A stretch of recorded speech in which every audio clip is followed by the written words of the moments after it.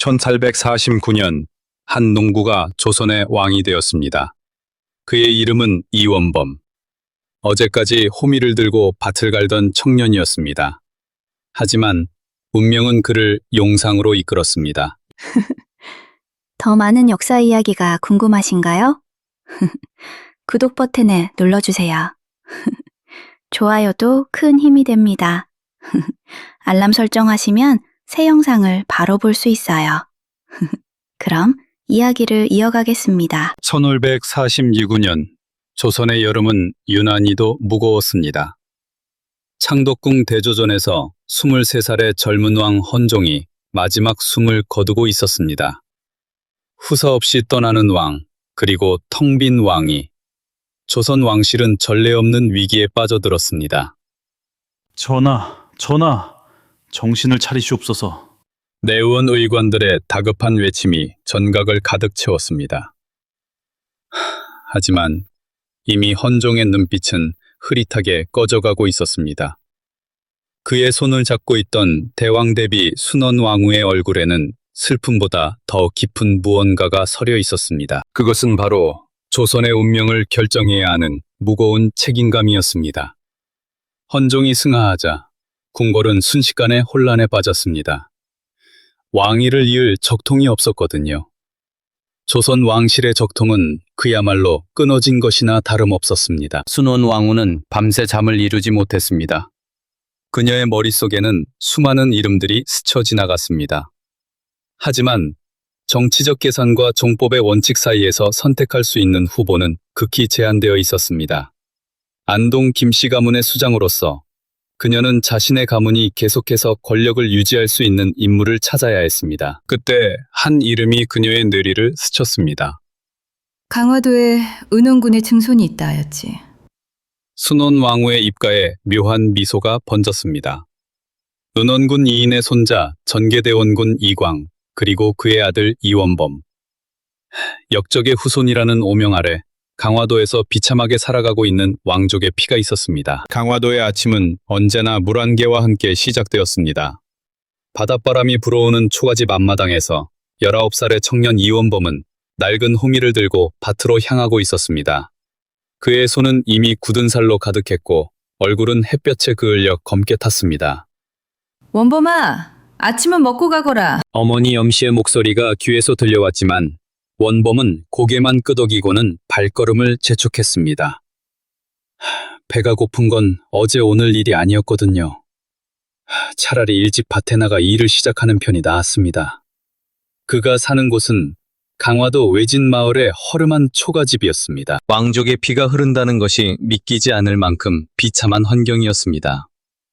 하지만 원범에게 왕족이라는 신분은 축복이 아니라 저주였습니다. 그의 할아버지 은원군 이인은 정조의 이복동생이었습니다. 그러나 역모에 연루되어 사사되었고 그 죄는 자손 대대로 이어졌습니다. 1849년 음력 6월 강화도에 낯선 손님들이 도착했습니다. 화려한 관복을 입은 관리들과 호위 군사들이 마을로 들어서자 사람들은 모두 놀라 숨죽였습니다. 이런 높은 분들이 이 외진 곳에 올 일이 무엇이란 말입니까? 이원범이라는 자가 어디 있는가? 원범이 조심스럽게 다가가자 관리들은 일제히 그를 바라보았습니다. 그리고 놀랍게도 그들은 무릎을 꿇었습니다. 전하, 대왕대비 마마의 명을 받들어 모시러 왔사옵니다. 전하라니요? 원범은 자신의 귀를 의심했습니다. 헌종 대왕께서 승하하시고 대왕대비 마마께서 이원범 공을 새 임금으로 간택하셨사옵니다. 그 순간 원범의 세상이 멈춘 듯 했습니다. 어제까지 호미를 들고 밭을 갈던 농부가 오늘은 조선의 임금이 된다고요? 이것이 과연 현실일까요? 아니면 꿈일까요? 한양으로 향하는 길은 원범에게 완전히 새로운 세상이었습니다. 강화도에서 나고 자란 그에게 넓은 땅과 수많은 사람들이 낯설었습니다. 화려한 건물들은 마치 다른 나라에 온 것 같았죠. 전하, 편히 앉으시옵소서. 가막군들이 정중하게 말했습니다. 하지만 원범은 여전히 그 호칭이 어색하기만 했습니다. 불과 며칠 전까지만 해도 원범아라고 불리던 자신이었습니다. 이제는 전하가 되었다니. 가마 안에서 원범은 창밖을 바라보았습니다. 지나가는 백성들이 고개를 숙이고 있었죠. 관리들이 길을 비키는 모습이 보였습니다. 그 모든 것이 자신을 위한 것이라는 사실이 믿기지 않았습니다. 이것이 과연 현실일까요? 원범의 마음은 여전히 혼란스러웠습니다. 농부였던 자신이 왕이 되었다니요. 꿈만 같은 일이었습니다. 드디어 한양에 도착했을 때 원범의 눈앞에 거대한 궁궐이 펼쳐졌습니다. 창덕궁의 웅장한 문이 열리자 그는 자신도 모르게 숨을 삼켰죠. 이곳이 앞으로 자신이 살아갈 곳이라니요. 궁궐의 규모는 상상을 초월했습니다. 높은 기둥들과 화려한 단청이 눈을 어지럽혔습니다. 원범은 한 걸음 한 걸음 조심스럽게 들어섰습니다. 이 모든 것이 정말 자신의 것일까요? 믿을 수 없는 현실이었습니다. 전하를 모시옵니다. 내시들과 궁녀들이 일제히 엎드려 절했습니다. 원범은 어찌할 바를 몰라 그저 서 있기만 했죠. 그의 옷은 여전히 강화도에서 입던 낡은 옷이었습니다. 신발에는 아직 흙이 묻어 있었습니다. 이 화려한 궁궐과는 너무도 어울리지 않았죠. 원범은 자신이 이곳에 있을 자격이 있는지 의문이 들었습니다. 모든 것이 낯설고 부담스러웠습니다. 전하, 이리로 오시옵소서. 안내를 받아 들어간 곳은 대조전이었습니다. 그곳에는 한 여인이 높은 자리에 앉아 있었죠. 바로 대왕대비 순원왕후였습니다. 그녀의 눈빛은 날카로웠고 표정은 읽을 수 없었습니다. 가까이 오너라. 순원왕후의 목소리는 위엄이 넘쳤습니다. 원범은 조심스럽게 다가가 무릎을 꿇었죠. 소인 이원범, 대왕대비 마마를 배웁니다. 고개를 들어라. 원범이 고개를 들자 순원왕후는 그를 찬찬히 살폈습니다. 네가 은원군의 증손이로구나. 얼굴이 선왕을 닮았구나. 황공하옵니다, 마마. 순원왕후는 잠시 침묵했습니다. 내일 네가 왕위 오를 것이다. 하지만 명심하거라. 네가 왕이 되는 것은 네 능력 때문이 아니다. 즉위식은 화려했습니다. 수많은 신하들이 엎드려 절하고 있었죠. 왕을 상징하는 곤룡포를 입혔습니다. 이원범은 이제 조선의 제25대 왕 철종이 되었습니다. 하지만 그 화려함 뒤에 숨겨진 진실은 무엇이었을까요? 철종은 여전히 모든 것이 꿈만 같았습니다. 과연 자신이 이 자리에 어울리는 사람일까요? 의문은 계속 그의 마음을 짓눌렀습니다. 전하, 이것은 오늘 결제하셔야 할 문서들이옵니다. 즉위 다음 날부터 산더미 같은 문서들이 철종 앞에 쌓이기 시작했습니다. 그는 글을 읽을 줄은 알았지만 복잡한 정치 용어는 달랐죠. 이것이 무슨 뜻이옵니까? 철종이 조심스럽게 물었습니다. 전하, 이것은 삼남지방의 세금 문제에 관한 것이옵니다. 결제만 하시면 되옵니다. 결제만 하면 된다고요? 그날 밤 철종은 혼자 앉아 한숨을 내쉬었습니다. 내가 과연 왕의 자격이 있는 것일까? 그때 문 밖에서 인기척이 들렸습니다. 들어온 것은 다름 아닌 안동 김씨 가문의 수장 김적은이었죠. 전하, 밤이 깊었사옵니다. 김대감, 과인은 아무것도 모르겠소. 김적은의 입가에 미묘한 미소가 떠올랐습니다. 전하께서는 그저 편히 계시면 되옵니다. 며칠 후 철종에게 왕비 간택 소식이 전해졌습니다. 전하, 대왕대비 마마께서 왕비를 간택하셨사옵니다. 왕비를요? 그것은 과인이 정하는 것이 아니옵니까? 신하들은 서로 눈치를 보았습니다. 전하, 왕비 간택은 대왕대비 마마의 권한이옵니다. 전하께서는 받아들이시기만 하면 되옵니다. 받아들이기만 하면 된다. 또다시 그 말이었습니다. 철종은 자신의 결혼조차 마음대로 할 수 없었습니다. 그날 밤 철종은 궁궐 후원을 거닐었습니다. 달빛 아래 연못이 반짝이고 있었죠. 과인은 왕인가? 아니면 허수아비인가? 그때 뒤에서 발소리가 들렸습니다. 전하, 밤이 깊었사옵니다. 환궁하시옵소서. 내시야, 내 이름이 무엇이냐? 소인은 박상궁이라 하옵니다, 전하. 박상궁. 과인은 진정한 왕이 될 수 있겠느냐? 전하, 진정한 왕이 되는 것은 전하의 의지에 달린 것이옵니다. 설정이 즉위한 지 1년이 지났습니다. 하지만 그의 상황은 더욱 악화되고 있었습니다. 안동 김씨 세력은 날이 갈수록 강해졌습니다. 어느 날 철정은 비밀리에 한 신하를 불렀습니다. 그대가 과인에게 할 말이 있다 하였는데 무엇인가? 전하, 지금 조정은 안동 김씨 1세기옵니다. 이대로 가다가는 전하의 왕권은 완전히 무너지고 말 것이옵니다. 철정의 얼굴이 굳어졌습니다. 그도 그 사실을 모르는 바가 아니었습니다.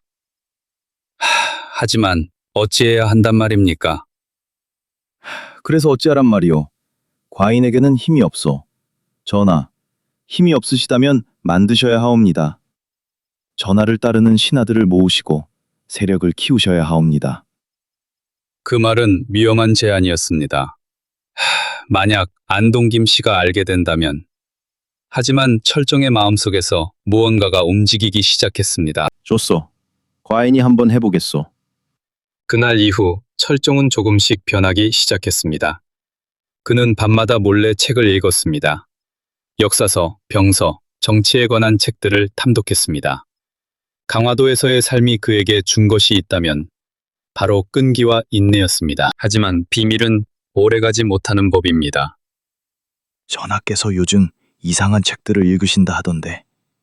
김적은의 귀에 소문이 들어갔습니다. 그의 눈이 가늘어졌습니다. 강화도 촌놈이 무슨 생각을 하는 것인지.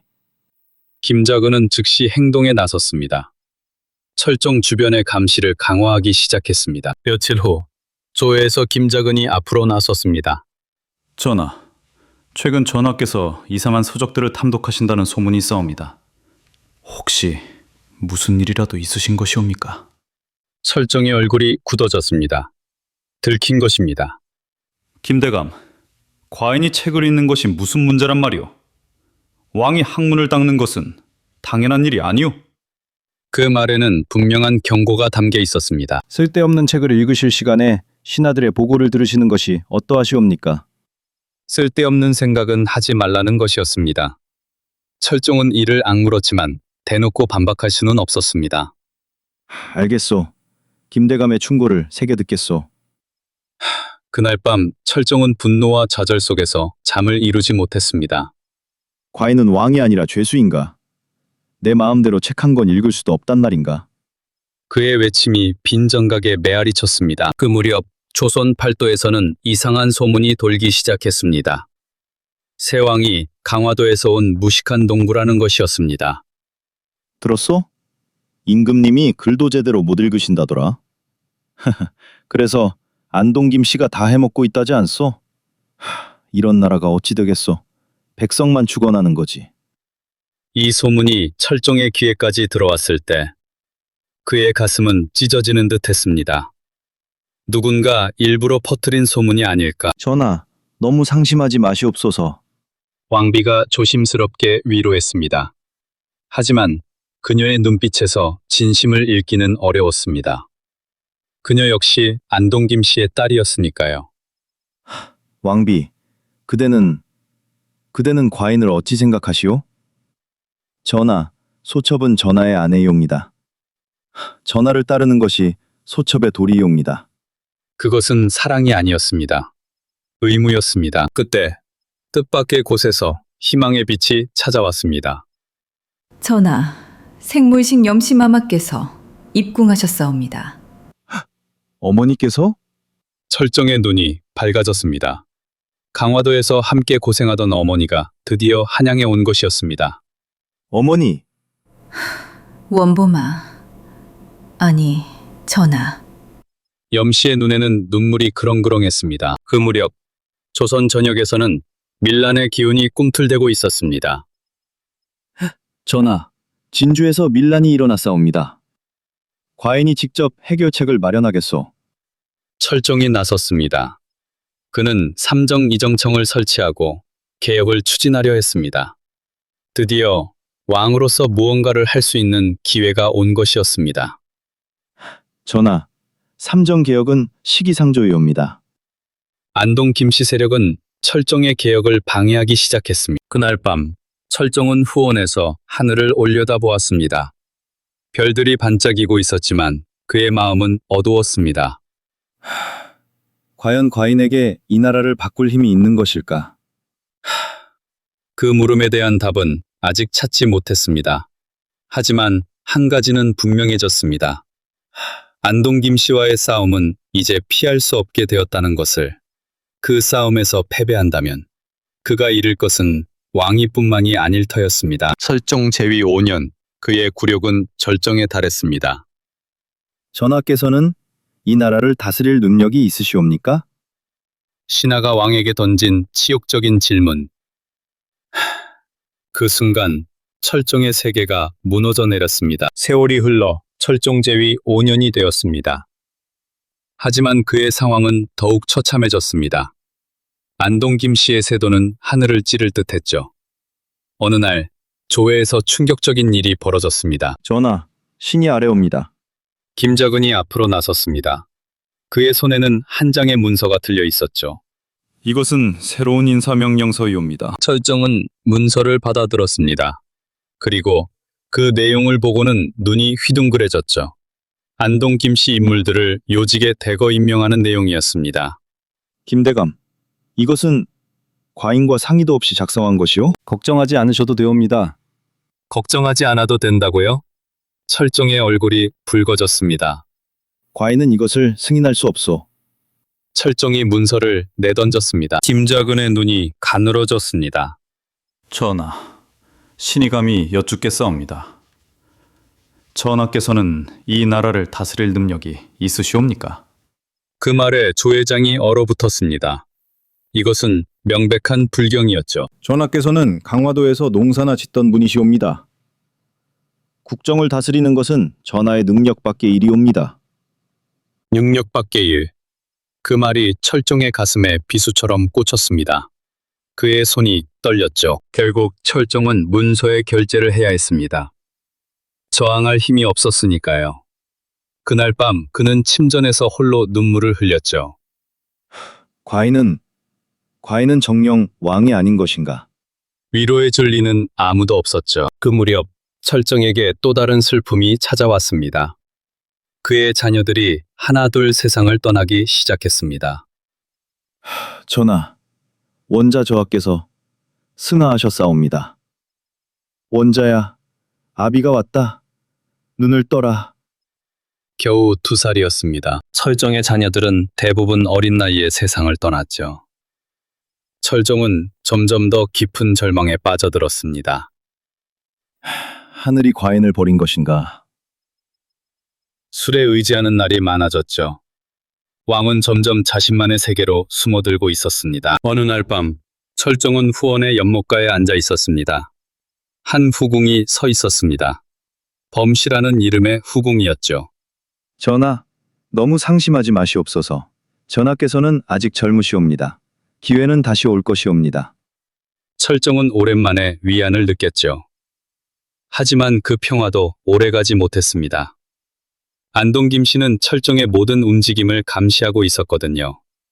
과연 그에게 희망은 있는 것일까요? 철종의 건강이 악화되던 어느 날이었습니다. 그는 홀로 침전에 누워 있었습니다. 열병이 그를 괴롭히고 있었죠. 그의 머릿속에는 지난날의 기억들이 떠올랐습니다. 강화도에서의 기억들이 파노라마처럼 스쳐 지나갔죠. 가난했지만 자유로웠던 그 시절이 그리웠습니다. 아침이면 새소리에 눈을 뜨던 날들. 저녁이면 별을 보며 잠들던 날들. 화려한 침전 안에서 철종은 홀로 누워 있었습니다. 왕의 침실이지만 쓸쓸함만이 가득했죠.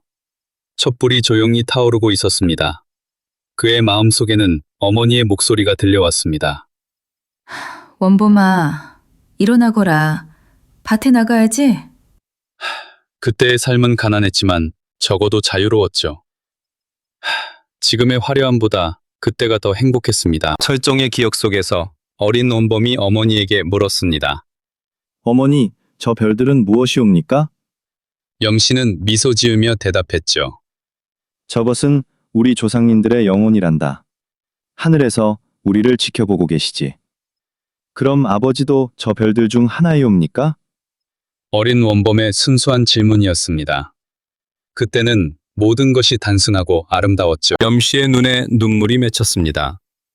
하지만 그녀는 애써 미소를 유지했죠. 그렇단다, 원범아. 아버지께서는 저 밝은 별이 되어 너를 지켜보고 계실 거야. 어머니의 따뜻한 말이 원범의 마음을 달래주었습니다. 그 기억이 지금도 철종의 마음을 따뜻하게 적셨습니다. 비록 가난했지만 그때는 사랑이 있었죠. 어머니의 손을 잡고 밭을 일구던 날들. 형과 함께 바다에서 조개를 잡던 날들. 그 모든 것이 지금은 꿈처럼 아득했습니다. 형님. 철종은 형 이원경을 떠올렸습니다. 형은 그보다 먼저 세상을 떠났죠. 역적의 후손이라는 굴레 아래서 형도 결국 비참하게 생을 마감했던 겁니다. 원범아, 네가 살아남아야 한다. 형이 죽기 전에 남긴 말이었습니다. 우리 집안의 마지막 희망이 너야. 그 말을 들었을 때 원범은 무슨 뜻인지 이해하지 못했죠. 하지만 지금은 알 것 같았습니다. 형은 자신에게 살아남으라고 말하고 있었던 겁니다. 포기하지 말라고 당부하고 있었던 거죠. 형님, 저는 형님의 기대에 부응하지 못했사옵니다. 철종의 눈에서 눈물이 흘러내렸습니다. 왕이 되었지만 아무것도 이루지 못했죠. 오히려 강화도에서 농사짓던 때보다 더 비참한 삶을 살고 있었습니다. 형의 기대를 저버린 것 같았습니다. 집안의 마지막 희망이라던 형의 말이 이제는 무겁게 느껴졌습니다. 과연 자신이 올바른 길을 걸었을까요? 그때 또 다른 기억이 떠올랐습니다. 아버지 이광의 모습이었죠. 아버지가 책을 읽어주던 모습, 글씨 쓰는 법을 가르쳐주던 모습. 원범아, 우리 집안은 비록 지금은 죄인의 집안이지만 원래는 왕족이란다. 네 피 속에는 왕의 피가 흐르고 있어. 언젠가 그 피가 네 운명을 바꿀지도 모른다. 열병이 심해지면서 철종의 환상은 더욱 생생해졌습니다. 그는 강화도의 바닷가에 서 있는 자신을 보았죠. 파도가 밀려오고 갈매기가 울고 있었습니다. 원범아, 여기가 좋지 않으냐? 옆에 어머니가 서 있었습니다. 젊은 시절의 어머니였죠. 저는 다시 돌아가고 싶사옵니다. 이 바다가, 이 하늘이, 이 땅이 그립사옵니다. 환상에서 깨어났을 때 철종의 얼굴에는 눈물이 흥건했습니다. 옆에서 어머니 염씨가 그의 손을 잡고 있었죠. 원범아, 정신이 드느냐? 어머니, 저는 꿈을 꾸었사옵니다. 강화도에서의 꿈을요. 염씨의 눈에도 눈물이 맺혔습니다. 원범아, 그때가 그립구나. 어미도 그렇단다. 모자는 같은 그리움을 나누고 있었습니다. 어머니, 저는 포기하고 싶지 않사옵니다. 아직 끝이 아니옵니다. 철종의 눈에 희미한 빛이 돌아왔습니다. 비록 몸은 쇠약해졌지만 그의 정신은 아직 꺾이지 않았죠. 그날 이후 철종은 천천히 회복하기 시작했습니다. 열병은 물러갔고 그의 눈에는 다시 의지가 담겼죠. 과인은 아직 할 일이 남았소. 하지만 운명의 시계는 이미 째깍거리고 있었습니다. 1861년 봄, 조선의 운명이 바뀌는 순간이었습니다. 철종은 중대한 결정을 앞두고 있었습니다.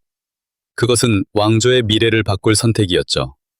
과연 그는 어떤 결정을 내릴까요? 철종 제위 12년, 1861년의 봄이었습니다. 궁궐에는 이상한 긴장감이 감돌고 있었죠. 무언가 큰 변화가 다가오고 있다는 것을 모두가 느끼고 있었던 겁니다. 그 변화의 중심에는 한 사람이 있었습니다. 바로 흥선군 이하응이었죠. 전하, 흥선군이 입고를 청하였사옵니다. 흥선군이? 들라하여라. 철종은 흥선군을 잘 알고 있었습니다. 그는 왕족이면서도 일부러 무능한 척, 어리석은 척 행세하며 살아남은 자였죠. 안동김 씨도 그를 경계하지 않았습니다. 그저 상가집게라고 비웃을 뿐이었죠. 하지만 철종은 알고 있었습니다. 그 어리석음이 가면이라는 것을요. 흥선군의 진짜 모습을 아는 사람은 많지 않았습니다. 하지만 철종은 달랐죠. 전하, 신흥선군 이하응 문안드리옵니다. 흥선군이 들어왔습니다. 그의 옷은 남루했고 태도는 비굴했죠. 하지만 그의 눈빛만큼은 예리하게 빛나고 있었습니다. 흥선군, 오랜만이오. 무슨 일로 과인을 찾아왔소? 전하, 신이 감히 한 말씀 올리고자 하옵니다. 흥선군은 주위를 둘러보았습니다. 그리고 목소리를 낮추었죠. 전하, 지금 조정은 썩어가고 있사옵니다. 전하, 힘이 없으시다면 만드셔야 하옵니다. 신에게 방법이 있사옵니다. 흥선군의 눈빛이 달라졌습니다. 그것은 더 이상 어리석은 왕족의 눈빛이 아니었죠. 야망과 지략이 가득한 진정한 정치가의 눈빛이었습니다. 전하, 신의 아들 이명복이 있사옵니다. 그 아이를 왕위 계승자로 삼으시옵소서. 철종은 놀랐습니다. 흥선군의 아들을 계승자로 삼으라니요? 이것은 대담한 제안이었죠. 흥선군, 그대의 뜻은 알겠소.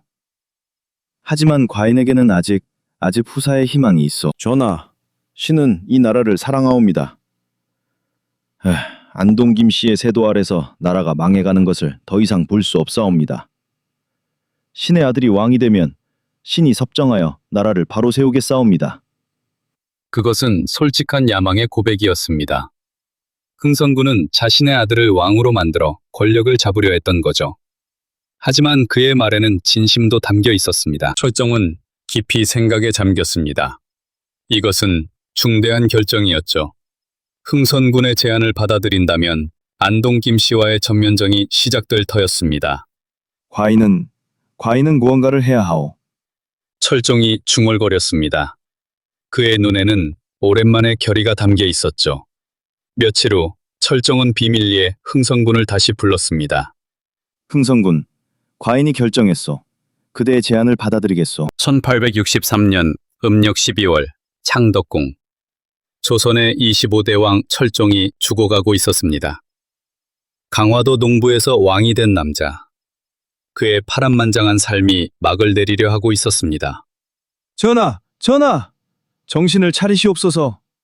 내시들의 절규가 대조전을 가득 채웠습니다. 하지만 왕의 의식은 점점 희미해지고 있었습니다. 33년의 삶, 14년의 왕위. 모든 것이 끝나가고 있었습니다. 의관들이 분주하게 오가고 있었습니다. 온갖 약재와 침수를 동원했지만 소용없었습니다. 어이, 전하의 상태가 어떠하오? 대감마마, 이미 손을 쓸 수 없사옵니다. 모든 이들이 알고 있었습니다. 왕의 시간이 얼마 남지 않았다는 것을. 궁궐 전체가 죽음의 그림자에 휩싸였습니다. 조선 왕조의 운명이 흔들리고 있었습니다. 그때 철종의 눈이 천천히 떠졌습니다. 흐릿한 시야 속에서 어머니의 얼굴이 보였습니다. 어머니, 원범아, 여기 있다. 어미가 여기 있어. 염씨의 눈에서 눈물이 흘러내렸습니다. 아들의 손을 꼭 잡은 그녀의 손이 떨리고 있었습니다. 강화도에서 함께 고생했던 그 시절이 떠올랐습니다. 농사짓던 아들이 이제 죽어가는 왕이 되어 있었습니다. 어머니, 저는 좋은 왕이 되지 못했사옵니다. 아니다, 원범아. 너는 충분히 잘했어. 네가 얼마나 힘들었는지 어미가 다 알고 있단다. 염씨의 목소리는 떨리고 있었습니다. 하지만 그 속에는 변함없는 모성애가 담겨 있었습니다. 강화도 그 시절부터 너는 착한 아이였어. 왕이 되어서도 백성을 생각하는 마음을 잃지 않았단다. 철종의 눈에서도 눈물이 흘러내렸습니다. 그것은 후회의 눈물이자 안도의 눈물이었습니다. 적어도 어머니는 자신을 이해해주고 있었으니까요. 어머니, 저는 강화도로 돌아가고 싶사옵니다. 그 바다가, 그 하늘이 보고 싶사옵니다. 철종의 목소리는 간절했습니다. 왕자보다 그리운 것은 고향의 바닷바람이었습니다. 논밭을 갈던 그때가 차라리 행복했사옵니다. 원범아, 영씨는 더 이상 말을 잇지 못했습니다. 그저 아들의 손을 꼭 잡고 올 뿐이었습니다. 모자는 서로를 바라보며 눈물을 흘렸습니다. 왕궁 안에서도 그들은 여전히 강화도 사람들이었습니다. 그때 전각 밖에서 소란이 들렸습니다. 대왕 대비 순원 왕후가 들어오고 있었습니다. 전하의 상태가 어떠하오? 대왕 대비 마마, 전하께서 위중하시옵니다. 순원 왕후의 얼굴에 복잡한 감정이 스쳤습니다. 그녀가 왕으로 세운 철종이 떠나려 하고 있었습니다. 허수아비 왕으로 이용했던 그 남자가 말입니다. 이제 새로운 계획을 세워야 할 때였습니다. 전하, 들으시오. 순원 왕후가 철종에게 다가갔습니다. 전하, 후사 문제를 정해야 하오. 전하의 뜻은 무엇이오? 후사 문제. 그것은 철종이 마지막으로 결정해야 할 일이었습니다. 그의 머릿속에 흥선군과의 약속이 떠올랐습니다. 과인은 흥성군의 아들 이명복을 후사로. 그 말을 끝까지 하기 전에 의식이 다시 흐려졌습니다. 하지만 그의 뜻은 전달되었습니다. 조선의 운명이 결정되는 순간이었습니다. 그날 밤 철종은 마지막 숨을 거두었습니다. 1863년 음력 12월 8일 33살의 나이였습니다. 전하, 전하, 아니되옵니다. 궁궐 전체가 슬픔에 잠겼습니다. 곡성이 울려 퍼지고 흰 상복이 펼쳐졌습니다. 강화도 농부에서 조선의 왕이 된 남자.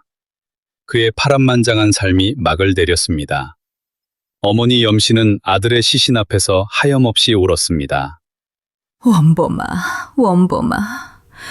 어미보다 먼저 가면 어쩌니. 철종의 죽음 소식이 전해지자 흥선군이 즉시 움직였습니다. 그의 아들 이명복이 새 왕으로 즉위했습니다. 바로 고종이었습니다.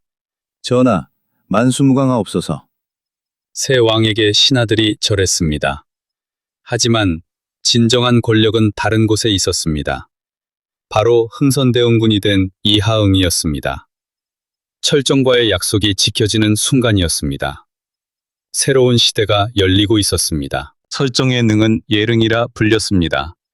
경기도 고향에 자리 잡은 그곳에서 영원한 잠에 들었습니다. 전하, 편히 쉬시옵소서. 전하께서 꿈꾸셨던 세상이 이제 열리고 있사옵니다. 흥선대원군이 예릉 앞에서 절하며 말했습니다. 안동 김씨의 세도가 무너지고 새로운 개혁이 시작되었습니다. 철종의 죽음이 역사의 전환점이 되었습니다. 강화도 농부에서 조선의 왕이 된 한 남자. 그의 파란만장한 삶이 새로운 시대를 열었습니다. 그리고 조선의 새로운 역사가 시작되었습니다. 철종이 세상을 떠난 후 궁궐에는 묘한 정적이 흘렀습니다. 새왕 고종이 즉위했지만 아직 어린아이에 불과했죠. 진정한 권력은 흥선대원군의 손에 쥐어져 있었습니다. 왕자는 비어있고 궁궐은 조용했습니다. 하지만 그 정적 속에서 새로운 시대가 시작되고 있었죠. 철종의 죽음과 함께 조선의 운명도 바뀌고 있었습니다. 안동 김씨의 시대가 끝나가고 있었던 것입니다.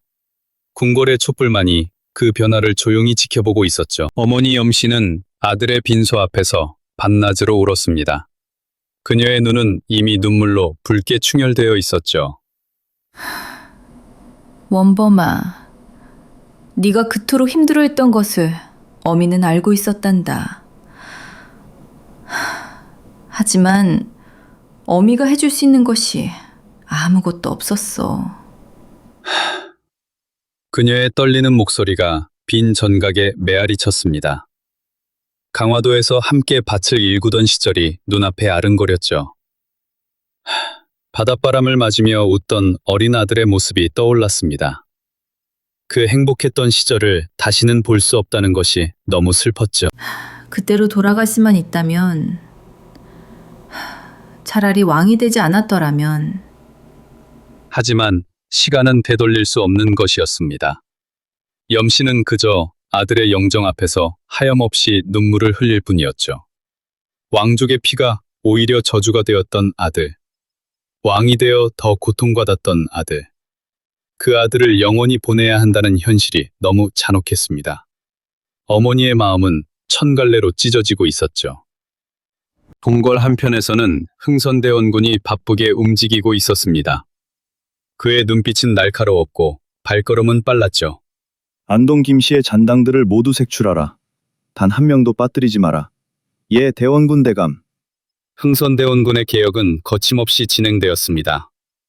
수십 년간 조선을 지배했던 안동 김씨 세력이 무너지고 있었죠. 철종이 그토록 원했지만 이루지 못했던 일이 현실이 되고 있었습니다. 전하, 아니, 선왕 전하. 제가 약속을 지키고 있사옵니다. 흥선대원군이 홀로 중얼거렸습니다. 그의 눈에 잠시 복잡한 감정이 스쳤죠. 철종과의 만남, 그 비밀스러운 약속, 그리고 이 모든 것을 가능하게 한 그 죽음. 모든 것이 계획대로 되어가고 있었습니다. 하지만 그것이 과연 철종이 진정으로 원했던 것이었을까요? 며칠 후 예릉에서 철종의 장례가 치러졌습니다. 수많은 신하들이 도열했고 백성들도 멀리서 지켜보았죠. 전하, 현이 가시옵소서. 곡성이 울려 퍼졌습니다. 하지만 그 슬픔이 진심에서 우러난 것인지는 알 수 없었죠. 아니면 그저 의례적인 것인지도 모르는 일이었습니다. 조선의 왕이 마지막 길을 떠나고 있었습니다. 강화도 농구 출신 왕의 마지막 순간이었죠. 어머니 염씨는 아들의 관이 땅에 묻히는 것을 지켜보았습니다. 그녀의 눈에서는 더 이상 눈물이 나오지 않았죠. 이미 모든 눈물을 다 흘려버린 것이었습니다. 원범아, 저 세상에서는 편히 쉬거라. 더 이상 아무도 너를 괴롭히지 못할 거야. 그녀의 입술이 떨렸습니다. 왕족의 피가 오히려 저주가 되었던 아들. 그 아들을 이제 영원히 보내야 했죠. 장례가 끝난 후 궁궐은 다시 일상으로 돌아갔습니다. 하지만 무언가가 달라져 있었죠. 안동 김씨의 위세는 사라졌고 새로운 시대가 열리고 있었습니다. 흥선대원군은 경복궁 중건을 영했습니다. 임진왜란 때 불탄 후 270년간 방치되었던 궁궐을 다시 세우겠다는 것이었죠. 이것은 조선의 새로운 시작을 알리는 것이다. 과거의 치욕을 씻고 새로운 나라를 만들 것이다. 그의 야망은 하늘을 찌를 듯했습니다. 세월이 흘러 사람들은 철종을 다양하게 기억했습니다. 누군가는 그를 무능한 왕이라 했고 누군가는 불쌍한 희생양이라 했죠. 하지만 그의 진짜 모습을 아는 이는 많지 않았습니다. 강화도의 한 노인은 이렇게 말했습니다. 그분은 착한 사람이었어. 어릴 때 같이 놀았거든. 누가 왕이 될 줄 알았겠어? 근데 왕이 되고 나서는 참 불쌍했지. 그 노인의 눈에 눈물이 맺혔습니다. 예릉에는 계절이 바뀌어도 찾아오는 이가 있었습니다. 바로 어머니 염씨였죠. 그녀는 아들이 떠난 후에도 오래 살았습니다. 하지만 그녀의 마음속에는 언제나 아들이 있었죠. 원범아, 어미가 왔다. 오늘은 네가 좋아하던 떡을 가져왔어. 그녀는 능 앞에 음식을 놓고 절했습니다. 강화도 농부에서 조선의 왕이 된 아들. 그 아들에 대한 어머니의 사랑은 영원했습니다. 철종의 이야기는 이렇게 막을 내렸습니다.